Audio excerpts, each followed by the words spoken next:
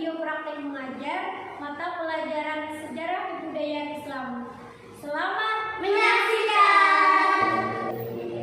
Assalamualaikum warahmatullahi wabarakatuh. Waalaikumsalam warahmatullahi wabarakatuh.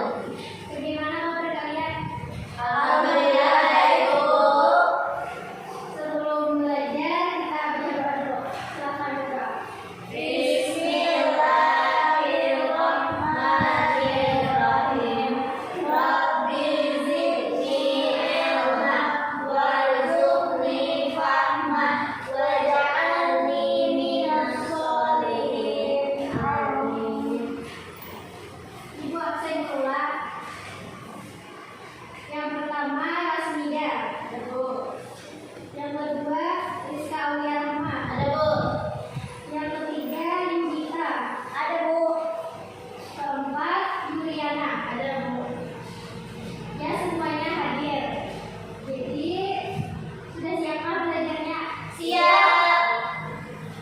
Nah, hari ini kita akan membahas tentang sejarah masuknya Islam ke Indonesia. Nah, jadi buka halaman 1. Tujuan kita belajar ini untuk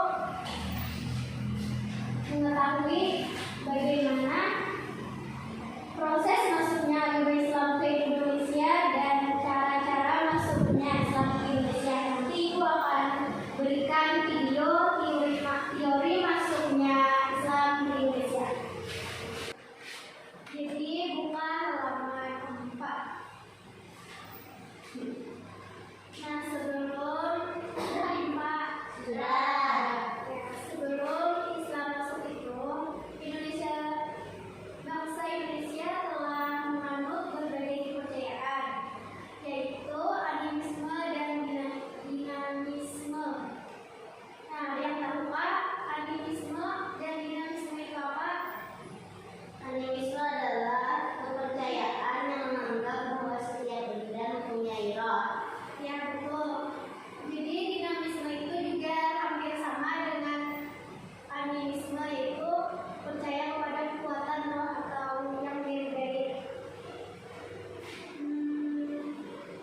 Selanjutnya Ibu akan jelaskan tentang proses masuknya agama Islam ke Indonesia.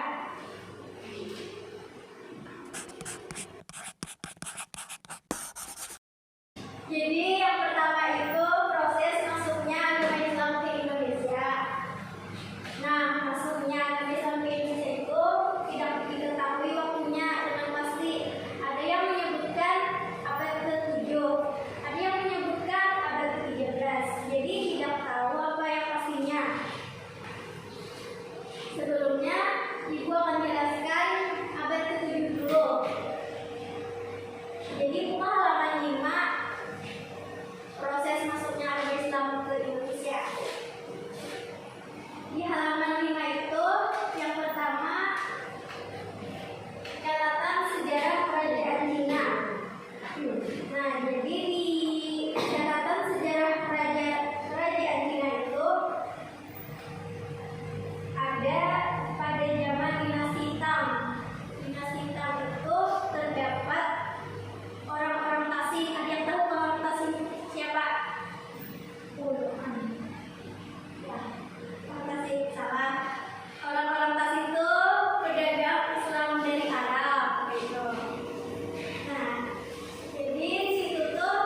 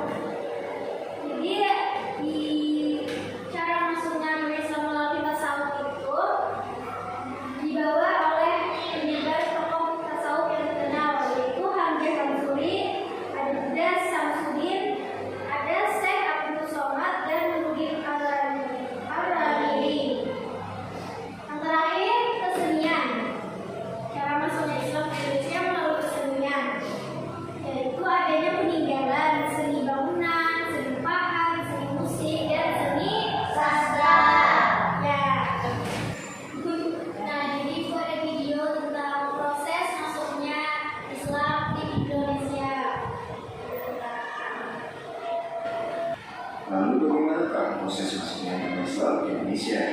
Mari kita bahas, guys. A few minutes later. Nah, kita sudah nonton video tadi.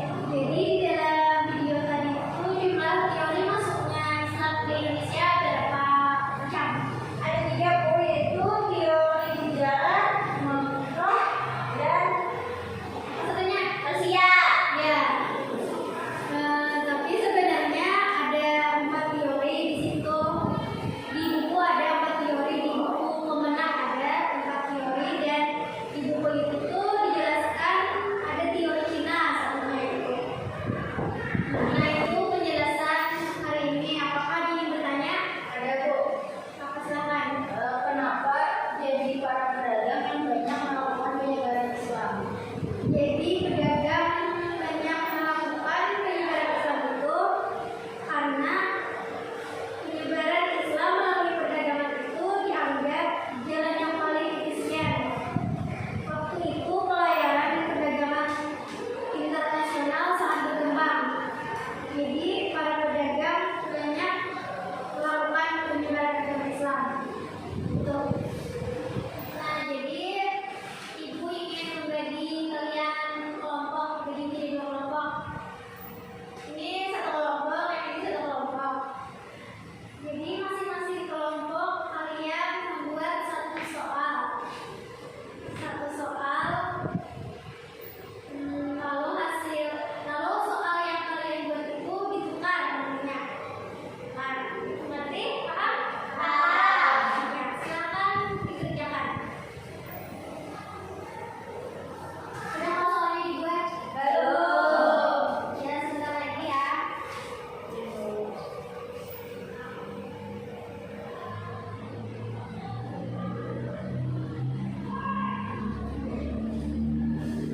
Oh, sudah? Sudah, Bu. Ya, lalu soalnya itu ditukar kelompok sebelahnya.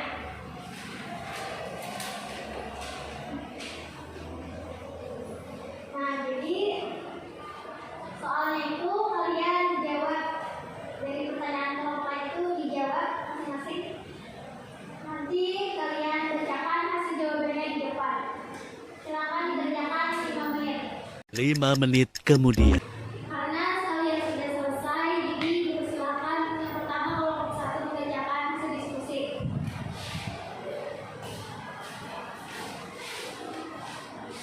Jadi pertanyaannya tuh sebutkan penyebab agama Islam cepat menyebar luas di Indonesia. Jawabannya yang pertama, persyaratan masuk agama Islam sangat mudah, hanya dengan membaca kalimat syahadat. Kedua, agama Islam telah disesuaikan dengan tradisi dan kondisi Indonesia. Dan yang ketiga, agama Islam disebarluaskan dengan cara damai dan tidak dengan kekerasan. Bagaimana kelompok 2? Apakah benar jawabannya? Benar. Ya, benar. Silakan duduk.